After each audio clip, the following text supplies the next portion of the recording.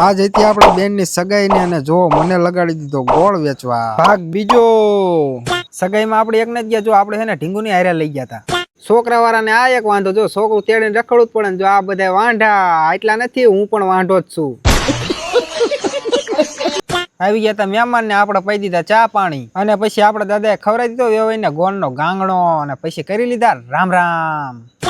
મારા દાદા કે મેઉલિયા બધાને ગોળ વેચી દીધો કોક વેવાઈ તને પસંદ કરી લેશે ને તો તને પણ કોક છોકરી દેવરાશે પછી હું હરખ પદુડો ઉપડ્યો ગોળના ગાંગડા દેવા ગોળ વેચીને આપણે લઈ લીધો ચા નો કપ આપણે ચા વગર તો ન હાલે હો ચા પીધો તો અહીંયા થઈ ગયું પોટા પાડવાનું ચાલુ મને એમ થયું મારે એકાદો પોટો તો પાડવો પડશે પણ અહીંયા તમે ટ્રાફિક તો જો આમાં પોટાનો વારો આવે અને બચ્ચનને ભૂખ લાગી જો અંગૂઠો સાવે પછી મેં તો કરાઈ નાખ્યું ફોટા પાડવાનું બંધ મેં કીધું બધા ખાઈ લો ને હમણાં વરસાદ આવશે એક કઈ ખાવા દે હાલો પછી હું ખાઈ લો હું ભૂખ્યો થયો તો